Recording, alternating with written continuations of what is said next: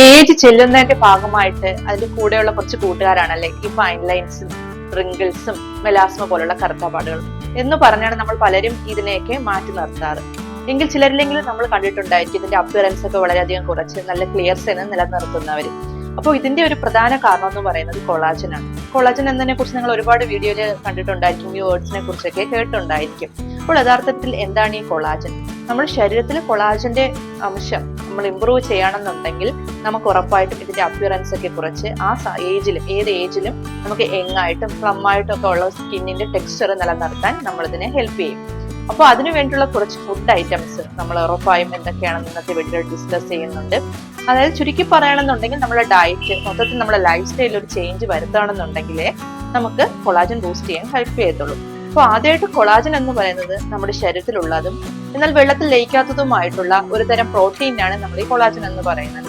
ശരിക്കും യങ്ങായിട്ടുള്ള ഏജിലൊക്കെ ഇത് കൂടുതലായിരിക്കും. പക്ഷെ ആ ഏജിൽ പോലും പ്രോപ്പറായിട്ട് സ്കിൻ കെയർ ഇല്ലാത്തവരും ഫാസ്റ്റ് ഫുഡൊക്കെ കഴിക്കുന്നവരും നല്ല രീതിയിൽ വെജിറ്റബിൾസും ഫ്രൂട്ട്സിന്റെ ഒക്കെ ക്വാണ്ടിറ്റി കൂട്ടാതെ നമ്മുടെ ഡയറ്റിൽ അത് ഉൾപ്പെടുത്താതിരിക്കുന്നത് കൊണ്ട് കൊളാജന്റെ ക്വാണ്ടിറ്റി കുറയുകയും അതുപോലെ തന്നെ അത് നമ്മുടെ സ്കിന്നിലും ഹെയറിലും ഒക്കെ അതിന്റെ അപ്പിയറൻസ് നമുക്ക് കാണാനും കഴിയും.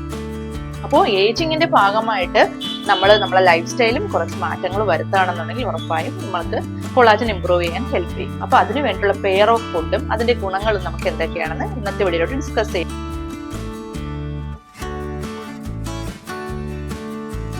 ഇതിൽ ആദ്യത്തെ ഒരു ഫുഡിന്റെ കോമ്പിനേഷൻ എന്ന് പറയുന്നത് സ്വീറ്റ് പൊട്ടറ്റോയും ഒലിവ് ഓയിലും ആണ്. സ്വീറ്റ് പൊട്ടറ്റോ ആയ നമ്മുടെ മധുരക്കിഴങ്ങിലെ ബീറ്റാ കരോട്ടീനും ഒലിവ് ഓയിലിലെ ഹെൽത്തി ഫാറ്റും ബീറ്റാ കരോട്ടീനും ഈ കോമ്പിനേഷൻ സ്കിന്നിനെ കൂടുതൽ സ്മൂത്ത് ആക്കാൻ ഹെൽപ്പ് ചെയ്യും. ഇനി രണ്ടാമത്തെ ഫുഡ് ഐറ്റം എന്ന് പറയുന്നത് നമുക്ക് എല്ലാവർക്കും പരിചയമുള്ള ചിയാ സീഡ് തന്നെയാണ്. നമ്മൾ ചിയാ സീഡ് കൂടുതലും നമ്മൾ കേട്ടിട്ടുള്ളതെന്ന് പറയുന്നത് വെയിറ്റ് ലോസിനൊക്കെ വേണ്ടിയിട്ടാണ് അല്ലെ, കാര്യം മെറ്റാബോളിസം ഇംപ്രൂവ് ചെയ്യാനൊക്കെ ഹെൽപ്പ് ചെയ്യും. അതുപോലെ തന്നെ ഈ ചിയാ സീഡ് എന്ന് പറയുന്നത് ഒമേഗ 3 ഫാറ്റി ആസിഡ് റിച്ച് ആണ്. ഇത് മുഖത്തുണ്ടാകുന്ന റിങ്കിൾസിനെതിരെ ഫൈറ്റ് ചെയ്യാൻ ഹെൽപ്പ് ചെയ്യും. സോ ഇനി മൂന്നാമത്തെ ഫുഡ് ഐറ്റം ഏതാണെന്ന് നോക്കിയാലോ, ഇത് ശരിക്കും ഹെൽത്ത് ബെനിഫിറ്റ്സ് ഉള്ളതാണ്. ഇത് നമ്മൾ സ്ത്രീകളുടെ ഒക്കെ പറയുകയാണെന്നുണ്ടെങ്കിൽ യൂട്രസിന്റെ ഹെൽത്തിനൊക്കെ വളരെ നല്ലതാണ്.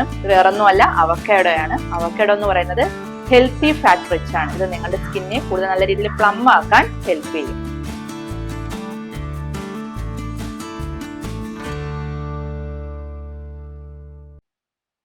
അടുത്ത് ഞാൻ പറയാൻ പോകുന്ന ഒരു ഫുഡിന്റെ കോമ്പിനേഷൻ ആണ് കേട്ടോ, ബെറീസും ഡാർക്ക് ചോക്ലേറ്റ്. ബെറീസിൽ വരുന്ന സ്ട്രോബെറീസ് ആവട്ടെ, ബ്ലൂബെറീസ്, ബ്ലാക്ക് ബെറീസ്, റാസ്ബെറീസ് ഇവയൊക്കെ ആന്റി ഓക്സിഡന്റ് റിച്ച് ആണ്.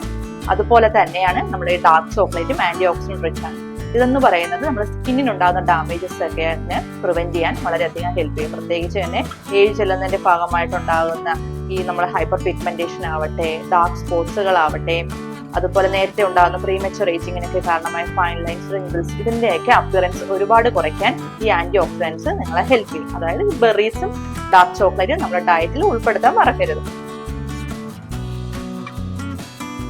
ഇപ്പൊ ഞാൻ ഈ പറഞ്ഞ ഫുഡ് ഐറ്റംസ് ഒക്കെ നിങ്ങളുടെ ഡയറ്റിൽ ഉൾപ്പെടുത്തുകയാണെന്നുണ്ടെങ്കിൽ ഉറപ്പായിട്ടും നിങ്ങളെ സ്കിന്ന് നല്ല രീതിയിൽ ഒരു ചേഞ്ച് കൊണ്ടുവരാൻ ഹെൽപ്പ് ചെയ്യും. ഇത് മാത്രമല്ല, ഇത്രയും നല്ല ഫുഡുകളൊക്കെ കഴിച്ചുകൊണ്ട് നമ്മൾ ശരിക്കും ഫാസ്റ്റ് ഫുഡും മൈദയിലടങ്ങിയ ഫുഡും എണ്ണയിലൊക്കെ വറുത്ത ഫുഡുകളൊക്കെ ഒരുപാട് കഴിക്കുകയാണെന്നുണ്ടെങ്കിൽ നമുക്ക് വളരെ ഹെൽപ്ഫുൾ ആയിട്ടുള്ള ഒരു റിസൾട്ടും നമുക്ക് കിട്ടത്തില്ല. അപ്പോൾ ഇതോടൊപ്പം തന്നെ നല്ല രീതിയിലുള്ള വ്യായാമം വേണം. നല്ല രീതിയിൽ വെള്ളം കുടിക്കുകയാണെന്നുണ്ടെങ്കിൽ ഉറപ്പായും നല്ല രീതിയിൽ നിങ്ങളുടെ സ്കിന്നിൽ കൊളാജൻ നിലനിർത്താൻ ഹെൽപ്പ് ചെയ്യും.